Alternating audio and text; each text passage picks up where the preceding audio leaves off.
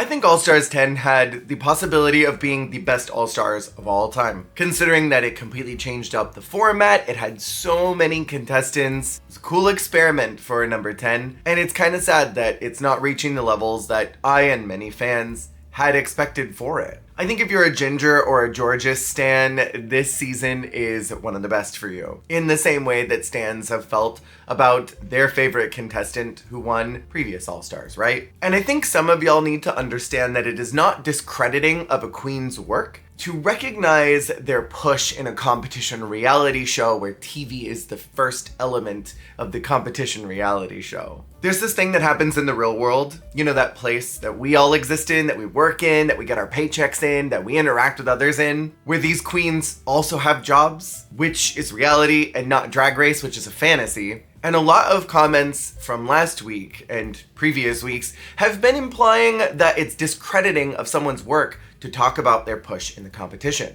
Discrediting someone's work would be saying, if she wasn't on Drag Race, she wouldn't be getting bookings. She sucks because blah, blah, blah, blah, blah. That would be discrediting of someone's work. Saying this person is being pushed by a reality TV show towards a win is seeing reality in fantasy. Recognizing cogs in a machine and pointing them out is not discrediting of someone's work. We're not supposed to notice these things. We're supposed to imagine that this competition is fair and balanced, and it's such a bummer that the last half of this season has been so badly produced and managed, because I think a lot of us wanted it to be something so much more. We wanted that magic that maybe All Stars 2 or 6 had, seasons that absolutely had production meddling, but we as an audience were less privy towards that knowledge. We couldn't see it as heavily as seasons maybe like 3, 5, 8. And again, I think this season had a lot of potential, and it reached that potential in orange bracket and then slowly fell off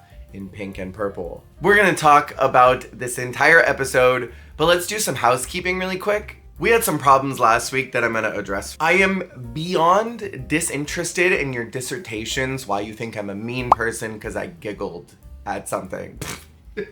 That's crazy. Oh, I am very disinterested in your weird theories about who I am as a person because I had an opinion about a reality show.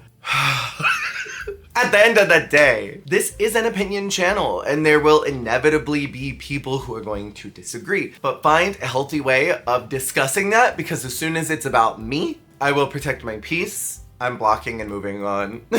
Last thing in this same vein, I think some people out there need to stop imagining scenarios in their head about what I said or did and hurting their own feelings. I explain everything very, very concisely. Please listen to the words that I'm saying. Do not leave comments implying things that I didn't say. It's weird. Anyways, to the episode. Mistress is plucked this week. I'm gonna be so real, and this is not me defending Mistress in any single way possible, so please do not imply that that is what I'm doing. If this was me, I would be throwing a fit, being a problem, not to the people that I was working with, but to whoever was in charge, because I would not be feeling what was happening. I have performed in rigged ass competitions. I'm going to do a little tea spill video for members only that will be posted in conjunction with this, so keep an eye out. TLDR of that, I was in a competition where some shenanigans happened. Actual real shenanigans. I caused a scene in the group chat because the host and judge of the competition was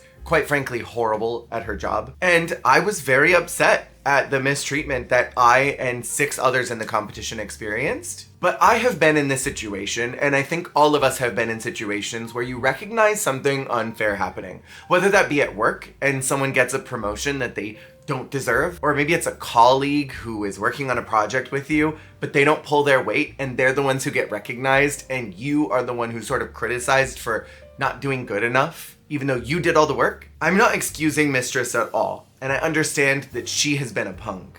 I understand that she has been an agitator since Pink Bracket started. However, I can understand from her perspective, even if she is messing with stuff and being a chaos starter, there's also something happening behind the scenes. 2 things could be true at once. Mistress could be a rotten person in the competition, and producers are meddling. I think Mistress saw exactly what was going on as soon as Ginger won the Snatch game. as soon as she was in the bottom with Cynthia, even if they were the worst, two things can be true at once.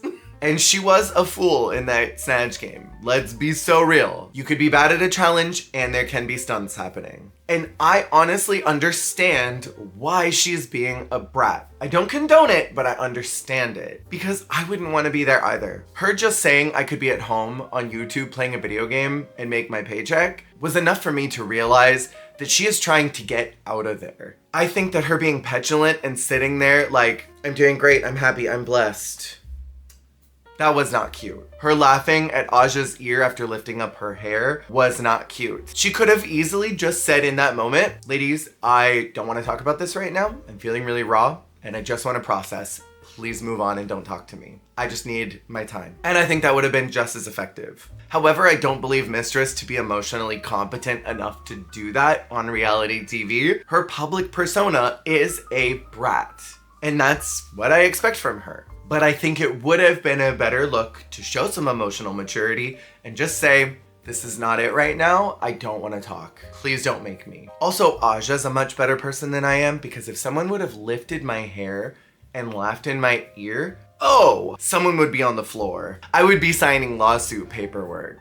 Also, Mistress should know better. Yes, hands down, absolutely. But my question is, why did nobody else in that room intervene? We saw every single queen in that room get visibly uncomfortable. From Georges, who in the back of her head looked like, this is my friend, and I don't like how she's doing this, but I don't know how to tell her. To Irene, recoiling. To Lydia, Mistress's daughter, hiding in her coat. To Ginger, scowling like she wanted to do something. Why did no one stop and say, hey, this is immature. You, Mistress, need to go sit down and breathe and come back when you want to be an adult. I just don't understand why nobody didn't do anything. And if someone did, why did they cut that out from the narrative? And speaking of adults who should know better, RuPaul then comes in and instead of trying to diffuse the situation or address it or anything that a host should be doing, like I have fully seen on Project Runway, Tim come into the workroom after a big fight has happened and try and resolve it and figure out what was going on. I have seen other hosts like Supreme or Mama Pao go into a room after something has happened and try and mend what was going on. And this mental whiplash of going from this immature moment between Mistress and Aja,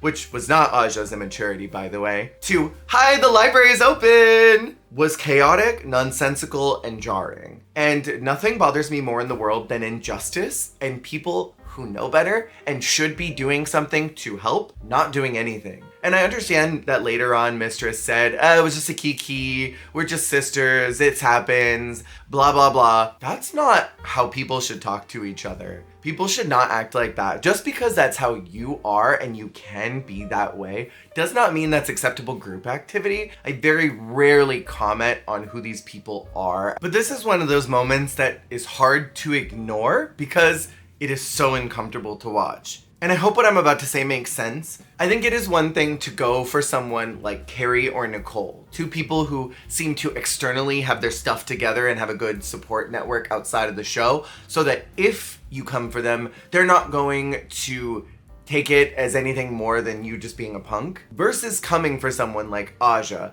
who has expressed in the workroom that she is not doing well by being there, that she is having a hard time, that her support network outside the show is not the strongest. It is bully behavior to go after the person who is struggling the most. Someone who can take it is able to volley back with you and is not going to take your BS. Someone like Aja is not going to have the same response as someone who has a better support network. And again, it's not excusing going for Nicole or Carrie at all, but it does say something about who Mistress is, that she chose to pick on someone who was struggling the most emotionally and mentally in the room. Mental whiplash. Bosco wins the reading challenge, and I think she was overall very, very funny. However, for me, I think Irene won it just a bit more. Irene's joke about Mistress losing all that weight and not being able to blame her loss on Sasha Colby was hilarious. I don't think Rue got it at all. And that aged like milk, considering that Sasha blocked her after filming.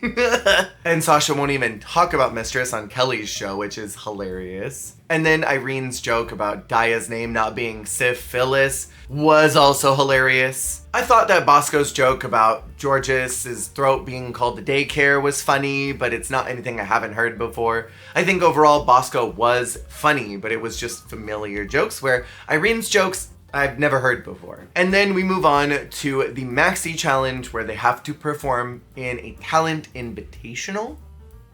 My unpopular opinion is that each one of these brackets should have been maybe one episode longer, and the talent show should have been the opener for each one of them. I think it would have set a high bar of energy. I think it would have established what everybody was there to do, what their brands were. It may have even given us a lot of good content. And with only 6 performers to perform each talent show, we could have maybe even had a dual runway, like a spring fall, a day and night, things like that would have been fun to watch. And then you really kick off each bracket with a high bar. More mental whiplash, because that's what this whole episode was. I appreciated the conversation in the workroom about being trans in the current political climate, about gigs in the current political climate, about performative corporate allyship that has dwindled so much in the last several months because of the Orange Goblin. And I think these are important conversations to talk about. And what surprises me is that it even made it to the edit. RuPaul is generally pretty American nationalist, rah rah rah USA. And I wouldn't expect the producers to put something into the show that painted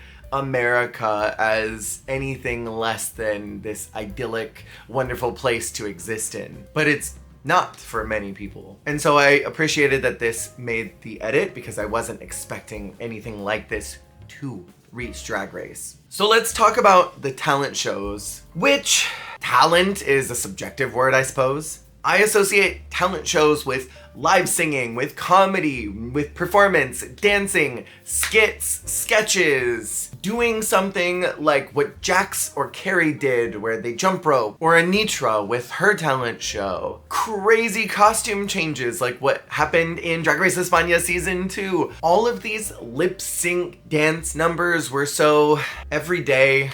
Every talent show. I wasn't like blown away, you know? Also, Ru looked kind of insane this week. I hated this quasi sportswear, LA Lakers colors, sport jersey dress with that wonky neckline and those chunky straps. What was this look? I mean, I liked the hair and I thought that was fierce, but just all of it was not working for me. This look could have been for the basketball makeover. I think it would have totally made sense then. I don't know why Ru didn't wear this then. So Aja is first out, and this number reminded me why I love Aja and why I fell in love with her in the first place. I distinctly remember when season 9 was airing, and right before that, a bunch of these performances of Aja were coming out where she was just lip syncing to sounds and beats and moving really frenetically, and we never got to see that kind of performance on Drag Race, whether that be in 9 or in All Stars 3. So I'm really, really glad that we got to see Aja do that here. Because this is how Aja marketed herself when she was coming up into the public eye. This was everything to me as an Aja stan. I loved her lyrics. I am the boom boom gun. Good deep cut Drag Race lore. That's why none of these queens can't stand me. I make them fall when I come like Andy. That was a very fun line, come on. My literal only critique was that the wig was a bit floppy in the back. I don't think it was glued down here all the way.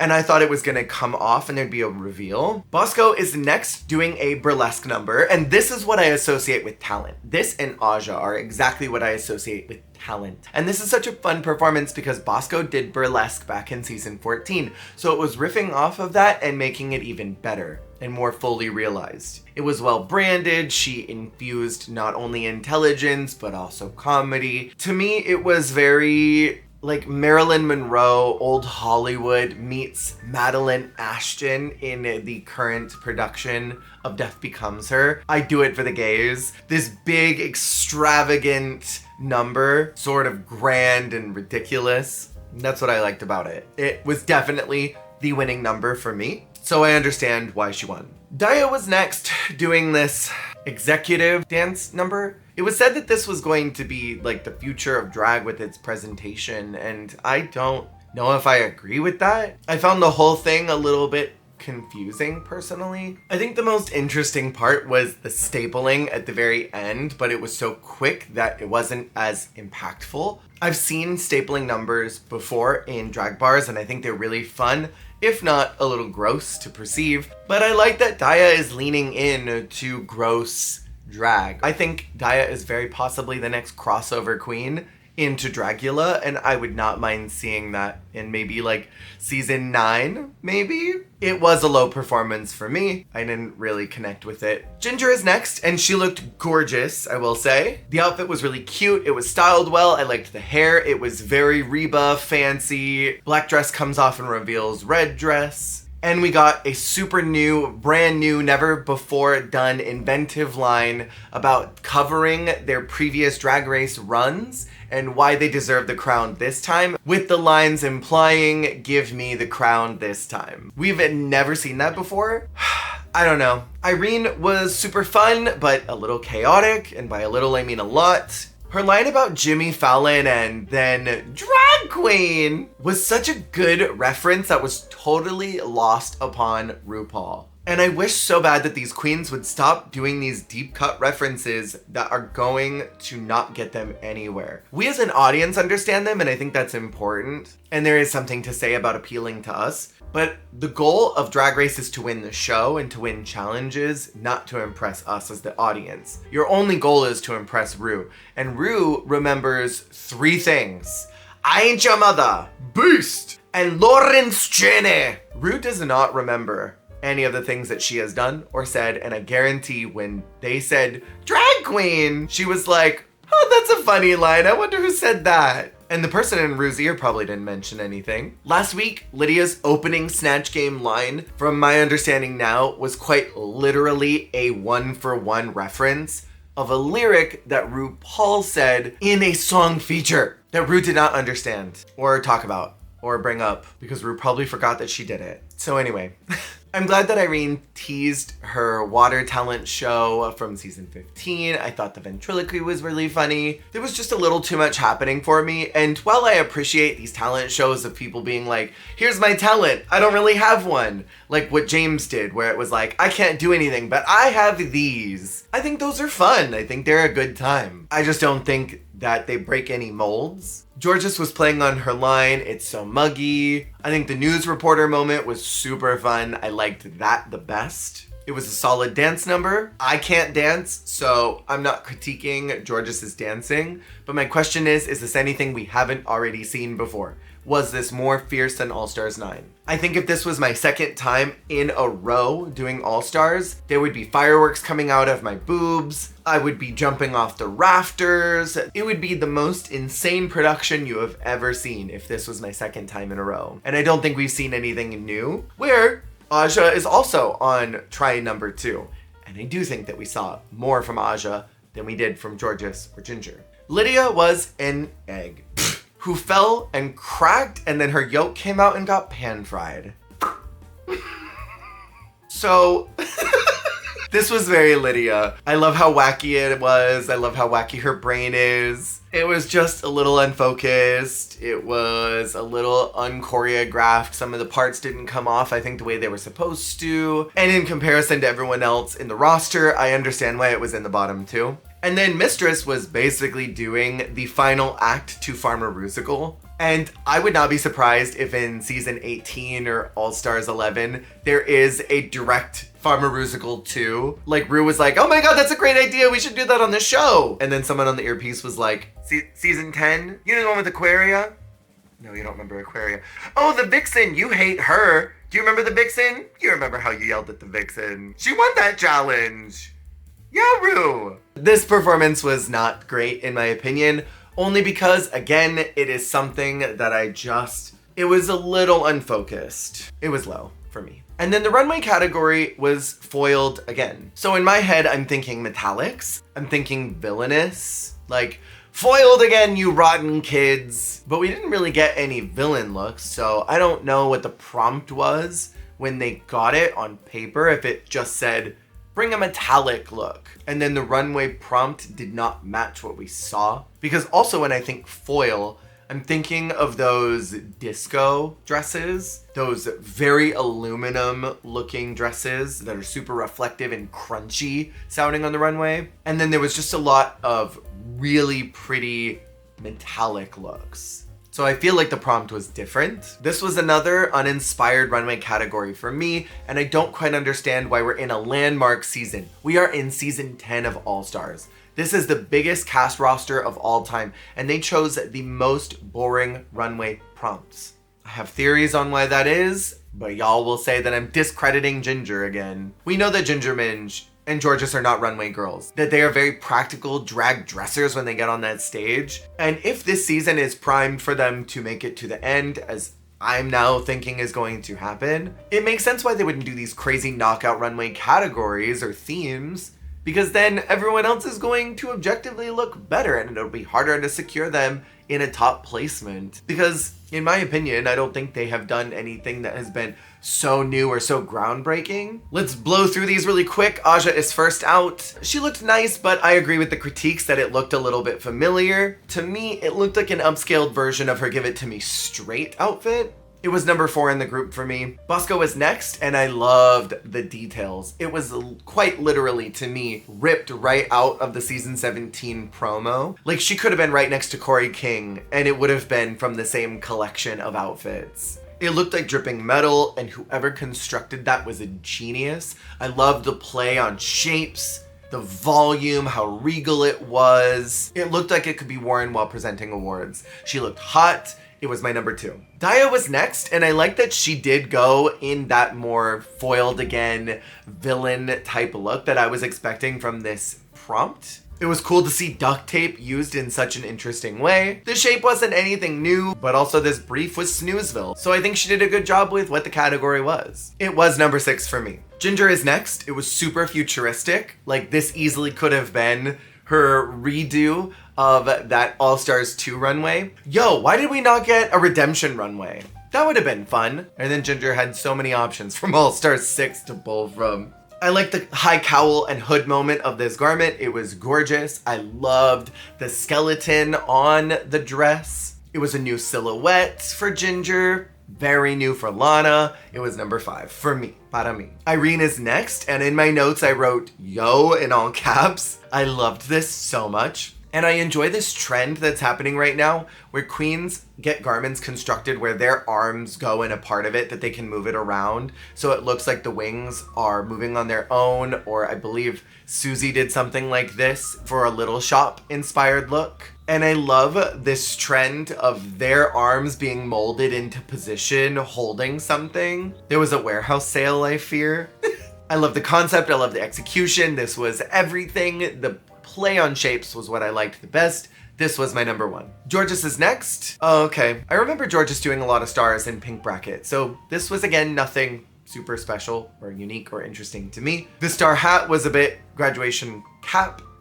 That's all. It was number 7 for me. Lydia is out next. She was, to me, Xenomorph meets Sasha Velour's step down look. It was super cool though. I loved the fit. I love that it was a play on Xenomorph because Alien is one of my favorite movies. And I love how Lydia plays with texture. And you know that she made this herself. So it's super impressive that she was able to achieve this fit. It was number 3 for me. And then Mistress is out last. Huh? I like the chains. I like that it looked like melted metal. I think that fire engine red mohawk was such a bad stylistic choice. It brought it to a goofy place, like Goofy's Toontown house. It was a chop. This was number 8 for me. Bosco ultimately wins the challenge, which I completely agreed with. What I didn't agree with were these takes that some of the girls were not original in their execution of their talent show. When Ginger and Jorgeous did literal page rips out of the Drag Race handbook of how to do a talent show. Didn't provide us anything new or unique that we haven't seen, not only from them,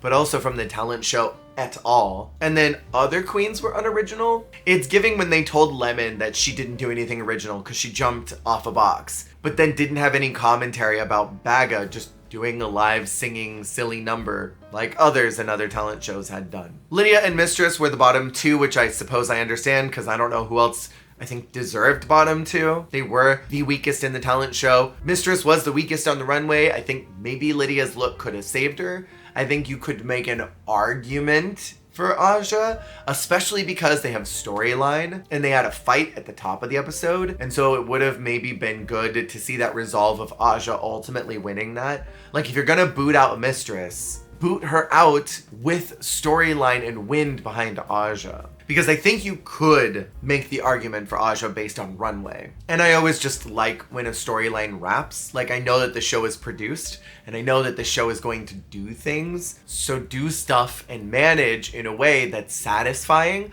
especially because we had such an unsatisfying start to this episode. The song is Guess, and I agree with Aja that the song is about underwear. Where was the underwear? We should have had something to reveal underwear. And I like Lydia as a performer, but I think you would have liked that performance if the front of that wig had been hairsprayed and blow dried for at least an extra minute, because it kept flopping in front of her face. And that has been plenty of justification why they sent other girls home. I can think of multiple lip syncs where people's hair fell in their face and they gave them that whoosh sound effect and then flashed to Michelle going, Lydia is in, Mistress is out. I think that this was totally justified on a TV level. Mistress also seemed completely checked out and then she wanted to go. If they saved her, I wouldn't have been surprised if she had said, I nominate myself, goodbye everyone. Villains never win. Drag Race tells us that again and again and again. I knew she wouldn't win as soon as she pulled those stunts in Pink Bracket, but I do wonder how her trajectory would have gone